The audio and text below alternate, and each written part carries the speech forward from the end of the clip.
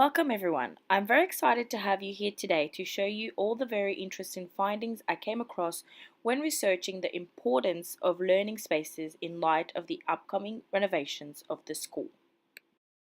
So to start with, I want to give everyone a clear definition of what learning spaces really mean.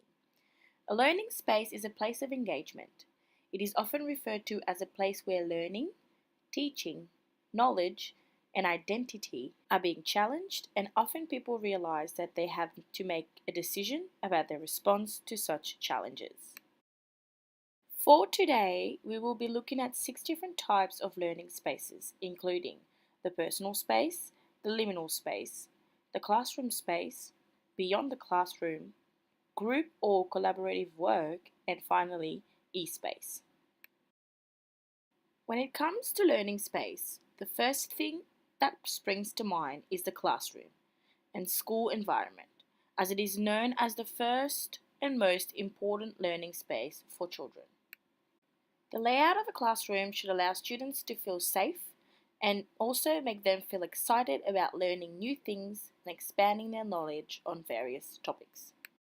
Classrooms should be set up in a way which is inviting and triggers students' curiosity to learn.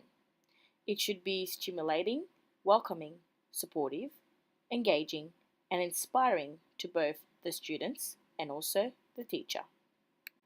As students spend most of the time in the classroom, it is important to make sure that the students have a say and input in how the classroom is set up, as it is their room as much as the teacher's room. When a classroom has a dynamic setup, the students tend to be more engaged, motivated, and productive in their learning. Setting up a classroom, there are a number of things that we as teachers need to take into consideration. Things such as light, temperature, noise level, displays, table setup, and technology are different aspects that come into play when trying to set up a dynamic classroom. Some positive aspects of an engaging classroom setup includes having valuable resources available, having an organized structure that promotes learning and growth for both the students and the teacher, having various types of learning spaces that cater for students who have different types of learning styles, and a learning space that gives students the opportunity to become accountable for their own learning. Unfortunately, there are some challenges that can affect these positive aspects. Things such as not having enough funding to give students the available resources that they need for their learning. Some students may find the setup of the classroom overwhelming, and this may affect their learning abilities. Having a poor classroom design may affect students' learning, participation, and engagement in the classroom. A poor classroom design can also affect the teacher and their teaching practice. From the classroom space, we are going to move on to beyond the classroom.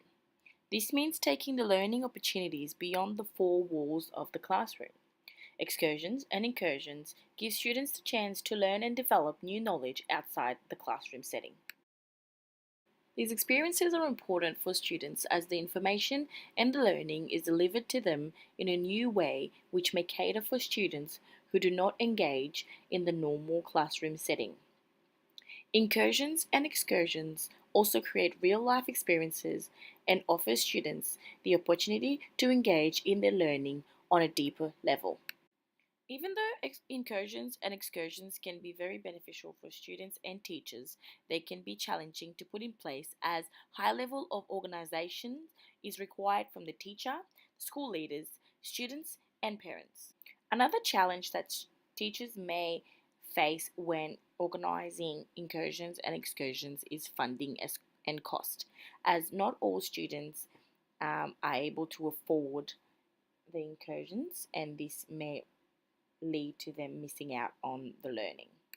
Now let's talk about e-space and technology in the classroom. In today's classroom, having ICT is almost inevitable. There are iPads, computers, interactive whiteboards, overhead projectors, and so much more. Students come into the classroom with so much tech knowledge that it is almost impossible to ignore or avoid. Therefore, as teachers, we need to adapt and develop our digital pedagogy in order to keep up with the new generation. In order to do so, teachers should attend various PD forums to learn more about different software, apps, and programs that can be used in the classroom. Other option would be to ask fellow teachers for advice on social media platforms such as Twitter and Pinterest. Some positive aspects of having technology in the classroom include having easy access to information. It can be highly engaging for both the students and the teachers, and it also allows the teachers to keep track of students' progress. Having technology in the classroom can be quite beneficial for the students, but teachers need to take into consideration challenges such as distractions when it comes to students using the technology in the classroom, and also having the right strategies in place when it comes to cyber safety. Now let's talk about the personal learning space. At school, this space could be somewhere in the classroom where the student spends some time isolated from others, completing a task that is set up by the teacher. By having an independent learning time and being in their personal learning space, students have the opportunity to learn at their own pace.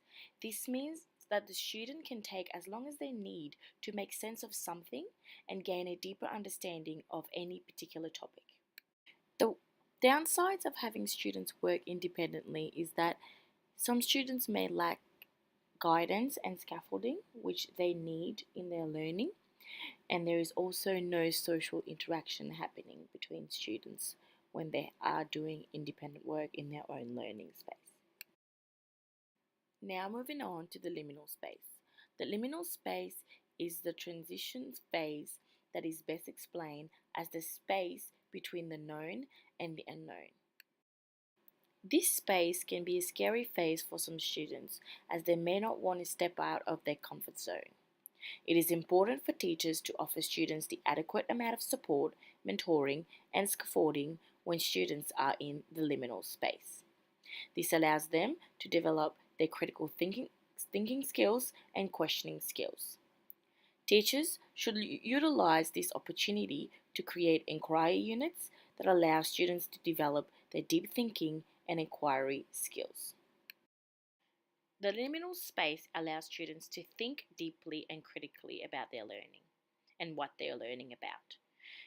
It also allows them to expand their knowledge and expand their ability to question things for their own curiosity and developing their learning.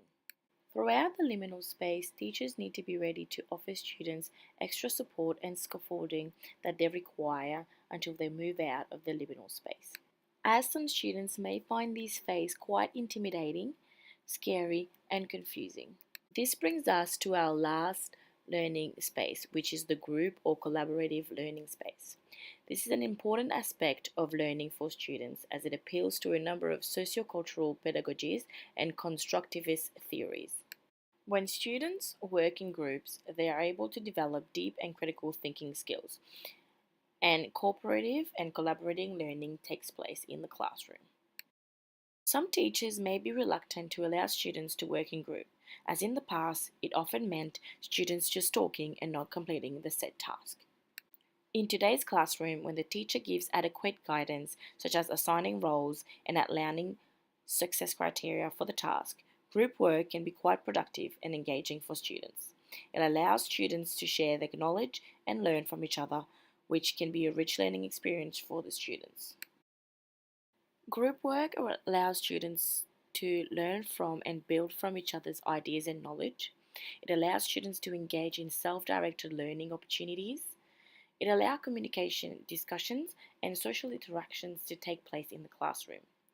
Some challenges faced by teachers when doing group work in the classroom is peer distractions, communication issues, and also students may lose track of time when working in groups. These are all the learning spaces that we need to take into consideration when creating and setting up a new classroom and school setting for the students.